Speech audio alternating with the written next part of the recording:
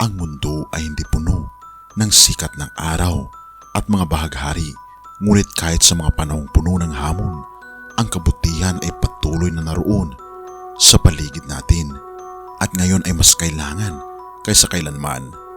Sa pagkakataong ito, ating ipapakita sa inyo ang 30 taon na nagbigay ng liwanag sa mundo. Panoorin ang video na ito hanggang sa huli upang ibalik ang iyong pananampalataya sa ating Panginoong Diyos na nagpoproject sa kabutihan ng tao.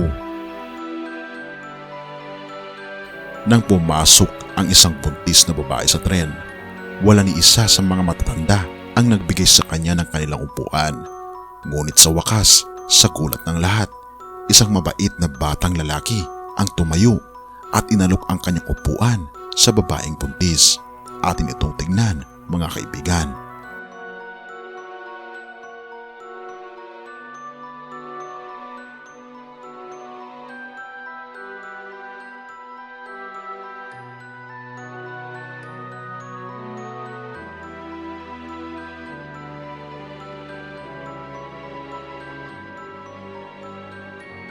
Ang isang tapat na lalaki ay lumusong sa malakas na agos ng baha upang iligtas ang buhay ng dalawang bata na nangangailangan ng tulong. Inyo itong pagmasdan.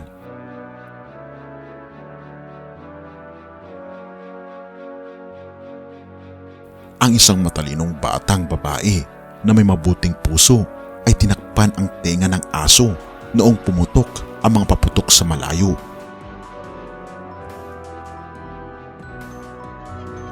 Sa isang mataas na tulay sa Turkey, tinulungan ng dalawang bus driver ang mga courier na nasa motorsiklo upang makatawid dahil sa masamang panahon.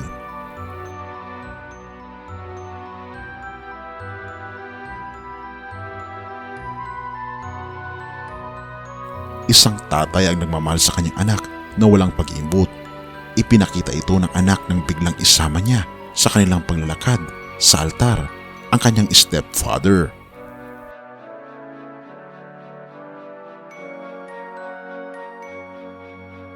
Ang isang babaeng may malasakit sa kanyang kapwa na nawalan ng asawa ay nagbigay ng regalo para sa International Women's Day. Husband would be so proud of you. That's what she said in her own words. Thank you so much.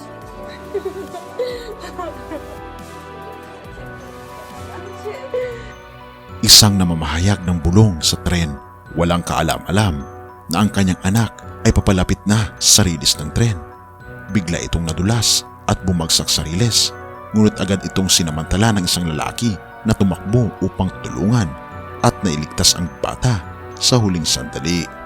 Nakita ito ng isang kalalakihan mula sa malayo at tumakbo ng buong bilis niya upang tulungan ang bata sa tamang oras. Dahil sa kanyang mga aksyon, binigyan siya ng 50,000 rupees ng gobyerno, ngunit pinasya niyang ibigay ito sa bata para sa kanyang tuition fee sa eskwela. Sa isang marching band ay nagbigay ng espesyal na palabas sa isang batang fan para sa kanyang kaarawan. Ang kanilang kabaitan ay nagdulot ng isang mahalagang alaala para sa batang iyon. Ang isang barbero ay napaluha dahil sa kwento ng kanyang customer na may cancer. Sa halip na putulin ang buhok, nagpasa siyang magpakalbo bilang suporta sa kanya.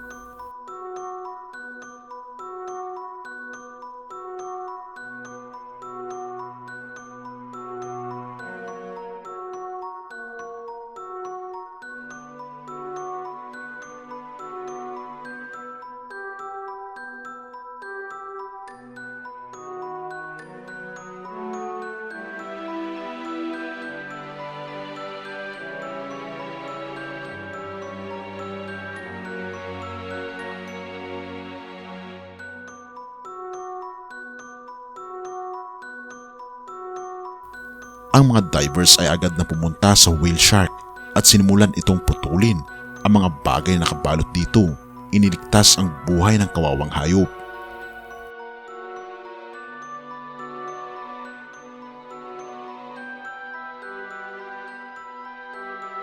Ang isang tatay na matalino at maunawain, inakay ang kanyang anak patungo sa altar kahit na hindi siya bahagi ng mother and daughter dance.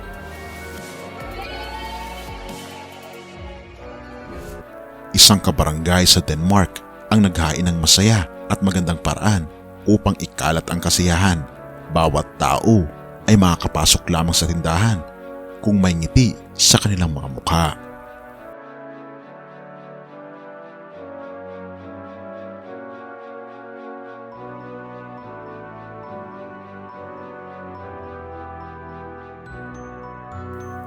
Nakita niya ang isang maliit na nilalang sa kanyang daan.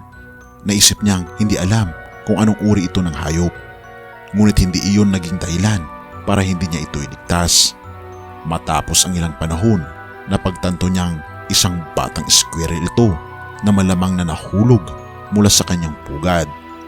Kaya't itinaguyod niya ito at inalagaan ng 13 na linggo hanggang sa ito'y naging malakas at pwede nang palayain.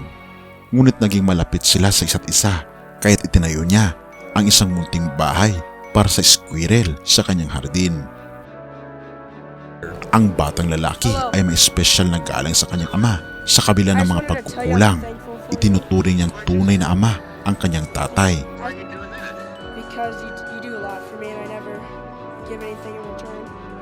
Well, you just made my day. Thank you for the call, man. Yeah. Well, I'll see you tonight. Alright, love you, bye. Sa lahat ng pagkakataon, ang kabutihan ay nagbibigay daan sa pagpapabuti ng buhay ng isa't isa. Iyan ang pinakatunay na halimbawa ng kagandahang asal ng tao.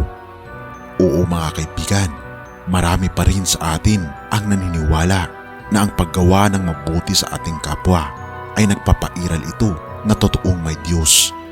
Dahil ang kabutihan na meron tayo ay mula sa ating Panginoong Diyos. James 1 verse 17, ang lahat ng mabuti at ganap na kaloob ay buhat sa Diyos mula sa Ama na lumikha ng mga tanglaw sa kalangitan. Hindi siya nagbabago o nagpapakita ng bagyamang pagbabago. Mga kaibigan, ang kabutihan na mayroon tayo ay ito ay kaloob ng ating Panginoong Diyos na naway araw-araw ay ipakita natin ito sa ating kapwa sapagkat nais ng ating Panginoong Diyos na umiral ang pagmamahal sa atin at hindi ang kasakiman. Tulungan nawa tayo ng ating Panginoong Diyos na maging mabuti sa lahat ng ating landasin at nawa magampanan natin ang pagiging tunay na anak ng Diyos at mararamdaman natin ang tunay na kaligayahan. Purihin ang ating Panginoong Diyos at salamat mga kaibigan sa iyong panonood. Tayo'y manalangin.